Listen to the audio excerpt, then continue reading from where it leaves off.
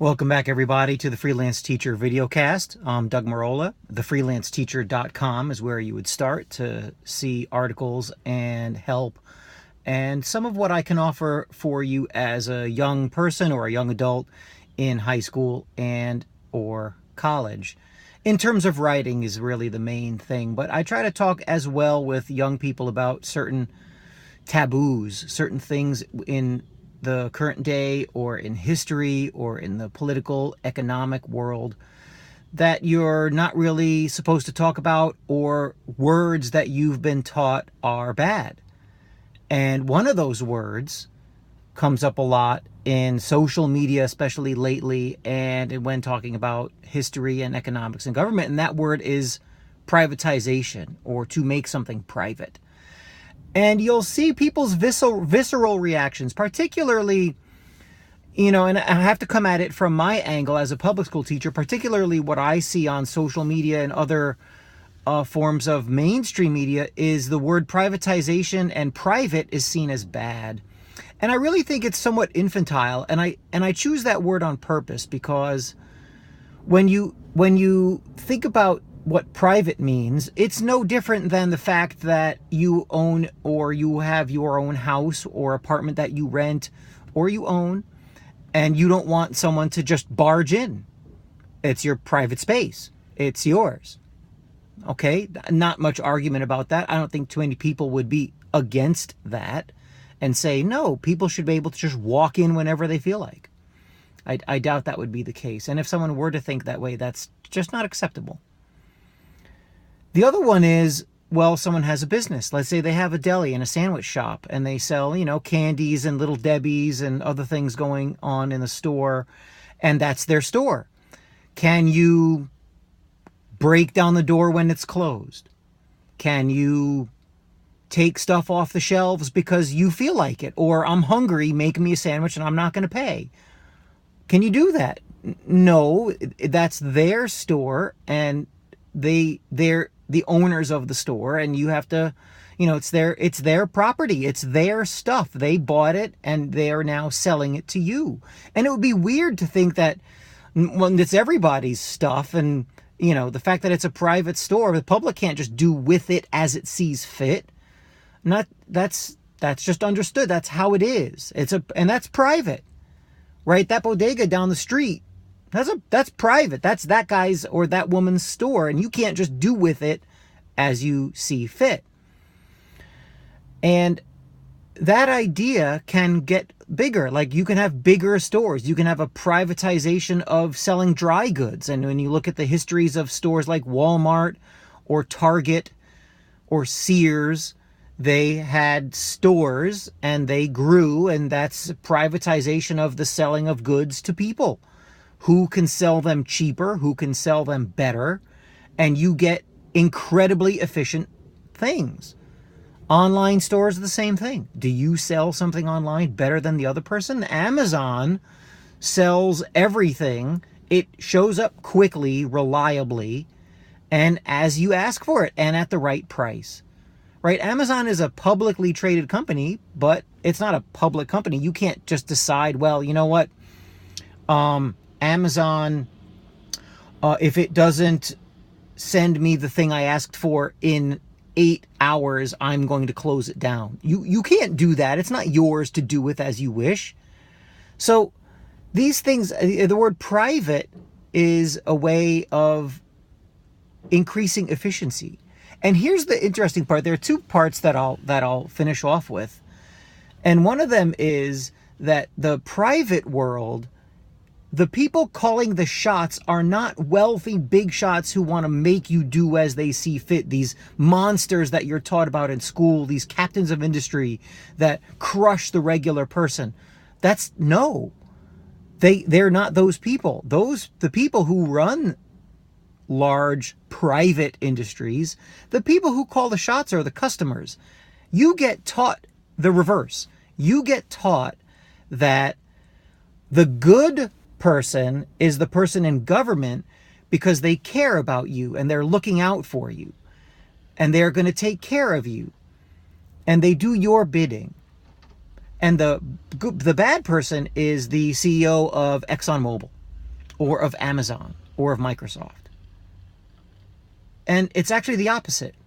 Even ExxonMobil doesn't make me use ExxonMobil. They can't force me to go to the Mobil station and pump gas. I can go to the other gas stations. There's a BP down the street on Broadway. I can go there. I can ignore Mobil. Right? I don't need to buy from Amazon. I like Amazon. I happen to think that they provide great service. But I don't have to use Amazon. There are scores of sites I can go to instead of Amazon. Amazon doesn't force me to do anything.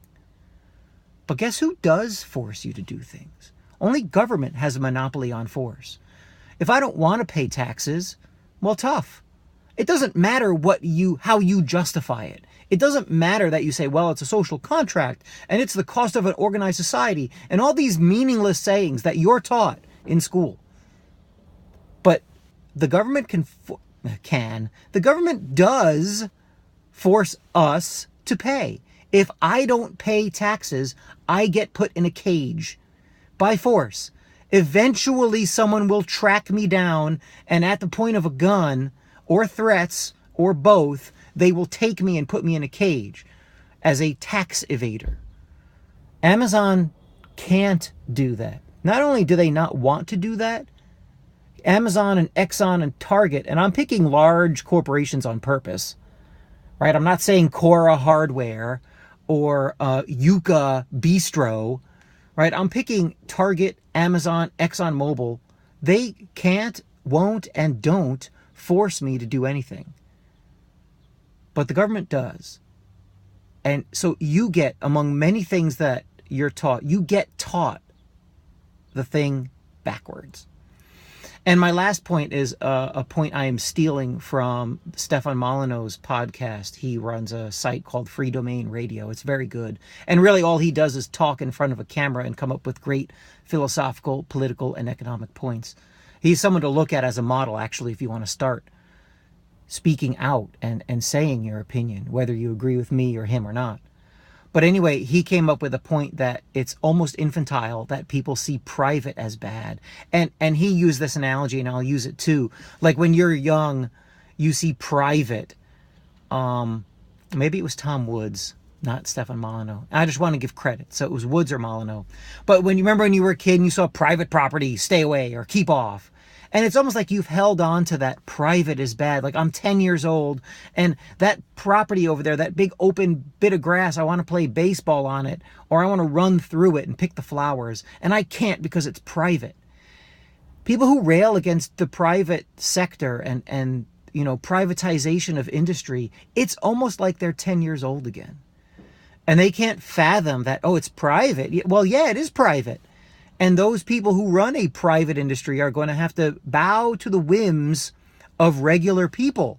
They're going to have to hustle to see to it that they get business. They can't force you to do anything. So it's so strange that people would recoil in horror about private and privatization when they should welcome it.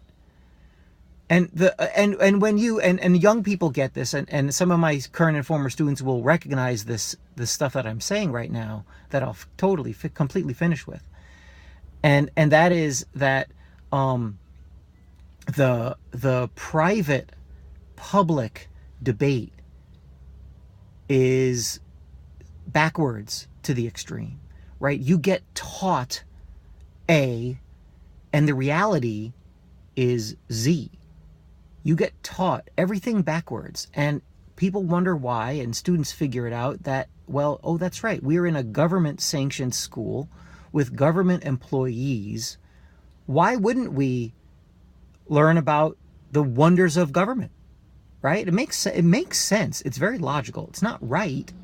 It's not correct, but it is logical. So, all right, think about that. If all of our schools were run by ExxonMobil, we would worship ExxonMobil. We would say maybe a few lines in the morning honoring ExxonMobil. We'd have pictures of ExxonMobil CEOs up on the wall up above the chalkboard, and we would, honor them on their birthday, right? That would be the case. And that's what you get at your government school. So think about that carefully, right? There's no need to recoil away from public versus private. Private is fine. Private is efficient. Private works. And it's a lesson that we're going to learn the hard way with the 19 plus trillion dollars in debt, 200 trillion real debt, and fiat currency and all the government controls in industry and all the regulations and all the stipulations in the licensing world. We're going to learn that, and it's going to be a rough lesson. I don't know if I'm 45. I don't know if it'll come in my lifetime, but it might. And if you're young, it will come in your lifetime, because you just can't throw digits and paper around at people and call it money and have government control of everything until you strangle the host. Eventually, the parasite kills the host, and that's what we're seeing now. Privatization is the answer for, I think, everything. And maybe you should look into it. Think about it. Talk to you soon. That's the message today from The Freelance Teacher. I'm Doug Marola, thefreelanceteacher.com. Talk to you next time.